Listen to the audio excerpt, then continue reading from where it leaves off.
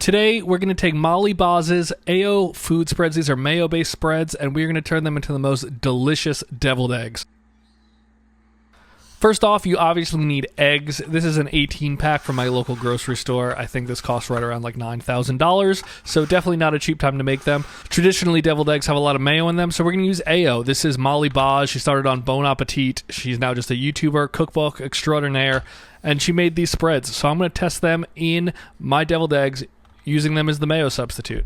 First off, we're going to have to hard boil these, so I'm just going to throw them into my Dutch oven, which is big enough to fit that amount of eggs, and we're going to cover them to just about 1/8 of an inch above, throw them onto the stove, and we're going to bring these up to a boil. You're starting them cold, though, and at this point, right when they hit the boil, we're going to throw that lid on, and we're going to turn it off, and we're going to let them sit with the stove off for 15 minutes. Once you hit that 15-minute mark, we're just going to rinse them with some cold water. We're also going to throw some ice in here, and we're going to let them cool down right around 15-20 minutes, or until they're very able to be peeled by hand without being too warm. Once you get to that point, I'm going to show you how I like to peel them. These are brand new eggs. Normally, I would like to let them sit for a few days. The older eggs peel better, but I'll use my Brita filter here, which is a very kind of precise beam of water, and if you peel it under the water, it'll just help get that membrane separated. I know this isn't rocket scientist, you all probably know that already, but it really does help with the new eggs that are always hard to peel. Apologies for this blurry shot, but you want to start to cut them in half the nice long way. Make sure they're fully cooked. If they're not, cook them a little longer. You don't want to cut them all open if they're not fully cooked. Then you should be left with lots of halved eggs here. I'm going to just push those to the side, and we're going to make the filling. This is what you put in the deviled egg. It's normally traditionally mayo, a little bit of Dijon mustard. Some people may put chopped up pickles in there, which I think one of these will be actually great with. And I'm just going to kind of finely pack this down with a fork to break it up a little bit. That way it is a much more cohesive spread. That's what you're looking for right about there. Now I got all 4 bowls ready to go, and let's start to assemble these spreads.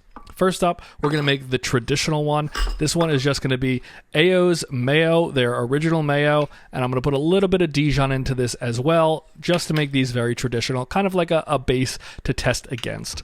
The OG is always great, but I want to see how these other ones really match up to it. But always feel free to add more mayo if you like your innards of your deviled eggs to be a little thicker or thinner. Salt them up nicely. I don't like pepper in my deviled eggs, but you do you. Once you get to that consistency right there, that's what I think is good, and I'm going to move it to the side, and we're going to repeat the process. The next one up we're going to do is going to be the tangy Dijon AYOO. This one is really nice. It's kind of like mayo and Dijon already mixed together. To help get the consistency I like, I am adding a little bit of mayo to each one of these. That's totally fine. If you want to do it all with that same flavor spread, totally fine. Next up, we got the dill. This one I'm really excited for. And then after dill, we're going to do the spicy Giardina. I don't know how to say that. It's the Italian spicy beef sandwich spread. This one I'm also really excited for. I think spicy will be quite nice. And then once you do that, we're going to throw these into piping bags just to make life easier. If you don't have that, you could use a Ziploc bag. You could also just use a spoon and kind of put them in. Whatever works for you is totally fine. You're not making gourmet food here. These are just fun finger foods to serve as appetizers. And now it's time to plate these up.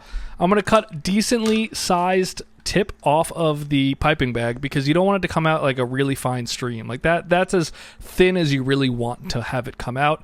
The bigger, the easier to fill up. And then don't be afraid to really kind of push it in there and force it to come out. It'll fill up all the spaces that way. You don't need to be very gentle with this. And then once you fill them up, you're good to go. I'm trying to space them out here so I know which ones are which, because the dill and the Dijon AYOO look really similar. But the most important thing at this point is also to see how they taste. But I like to top them off with a little bit of paprika first, and on top of that, I like to add a little bit of chives. You don't need to do any of this. You can top it off with like celery salt or seasoned salt if you want. All of that is totally fine, and there's the final product. Really excited to dive into these. Let's taste test them. OG first. It's exactly what you'd be expecting. It is great on its own. Next, we got the Dijon AYOO.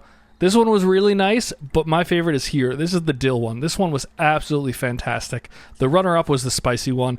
The after spice taste you get from it is absolutely flawless. Definitely give these a try, and they're great for sandwiches too. Big recommend here.